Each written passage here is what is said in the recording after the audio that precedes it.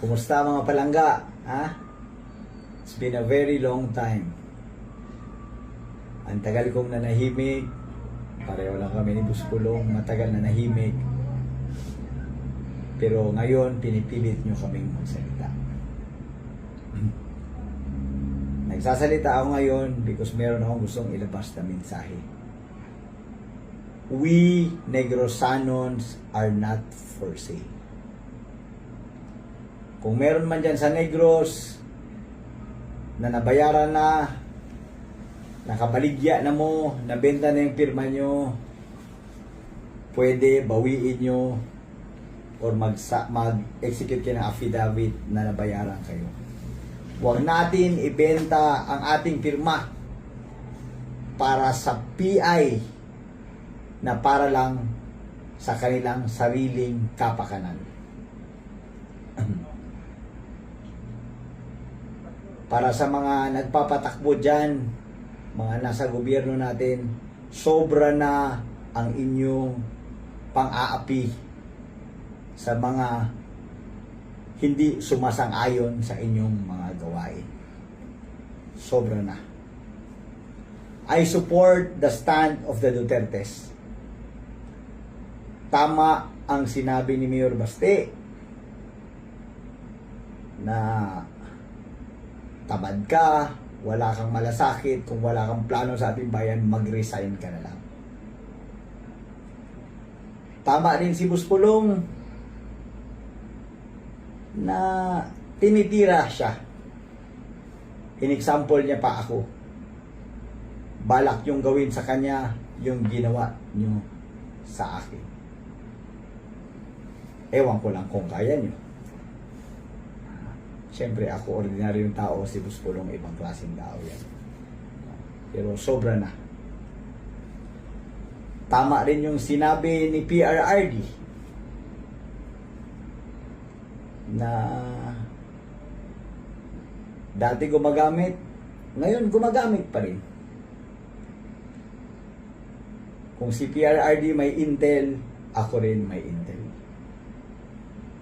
Alam ko yung katotohanan. Diba? Naalala nyo, binanggit ko yung supplier si Bibot Nolan.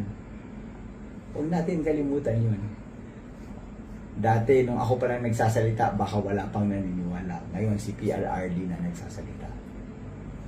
Meron akong challenge ngayon. Sa mga congressman ngayon, or congressman dati, I challenge you, lalo na yung dating kumampi at sumipsip kay Pangulong PRRD. Magsalita nga kayo ngayon. Tama si PRRD o mali si PRRD? Wala kasing nagsasalita eh. Bakit parang kami lang dalawa ni Buskulong ang may tapang na magsalita? Ha? I challenge you. Oh, sige nga, magsalita kayo. Tingnan natin. Meron din akong matagal nang iniisip na tanong. Di ba kung may tao na may kasalanan or may nagawang kasalanan, nirereklamo natin sa pulis, nirereklamo natin sa barangay, nirereklamo natin sa korte. Ang tanong ko, saan pwede magreklamo ang isang Pilipino kung ang kanilang leader ay gumagamit ng droga? Adik ang leader nyo, saan ka magreklamo? Pwede ka pa magreklamo sa korte? Pwede ka pa magreklamo sa barangay? Di ba? Kailangan ko ng mga sagot. Kailangan natin ng mga sagot nito. Dahil kawawa ang taong bayan. Matagal ko na sinasabi yan eh. Kung ang nagpapatakbo ng ating bayan ay wala sa maganda at mabuting pag-iisip, dala ng droga, dala ng pagka-underdasaya, mahirap yun. Mahirap yun. Sobrang kawawa ang mamayang Pilipino. Sa napag-alaman ko po, hirap na ang buhay ng mga Pilipino.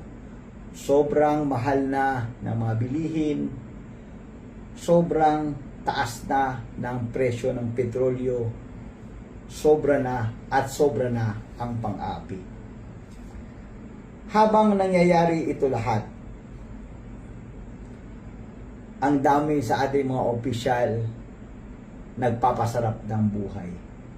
Pabiyahe-biyahe, pa New York, pa Europe, gamit pa at gastos ang milyon-milyong pera ng taong bayan. Sa tingin nyo, tama pa ba ito? Or tama na? Paano natin ito matutuldukan? Papaabutin pa ba natin ito ng 6 years? Na magtiis tayo ng ganito? Tingin ko, kailangan na natin magkaisa. Samahan natin si PRRD sa kanyang stand na kailangan na ng pagbabago sa lalong madaling panahon. Anyway, sa tanong ko kung saan tayo hihingi ng tulong, seryoso ako, please leave your comments on the comment section below kung saan tayo pwede humingi ng tulong. Sa mga militar at pulis, ako ay nananawagan din sa inyo. Obligasyon nyo, katulad ng sabi ni PRRD kagabi, na tulungan ang taong bayan at panindigan ang ating bahay or konstitusyon. Unang-una, hiling ko sa inyo, hulihin nyo ang mga adik, lalo na ang mga nagbebenta ng droga. At kung pwede, please, pakiunahin yung nasa gobyerno na gumagamit ng cocaine. Lastly, I ask everyone, let us support VP Inday Sara. Huwag natin siyang pabayaan na apihin ng kanyang mga kasamahan or katunggali man sa gobyerno. Si Inday Sara at si PRRD at ang kanilang pamilya ang isa sa mga pinakamalaking makakatulong na mabuhay ng maganda ulit ang bansang Pilipinas. Again, huwag natin pabayaan si VP Inday na apihin ng mga tambaluslos. Yun lang po. Ito po si Congressman Arnie Teves, nakikiusap sa inyong lahat. Hindi ito para sa akin, kung hindi para sa lahat ng Pilipino, lalo na sa ating mga kapatid na mahihirap. Maraming salamat.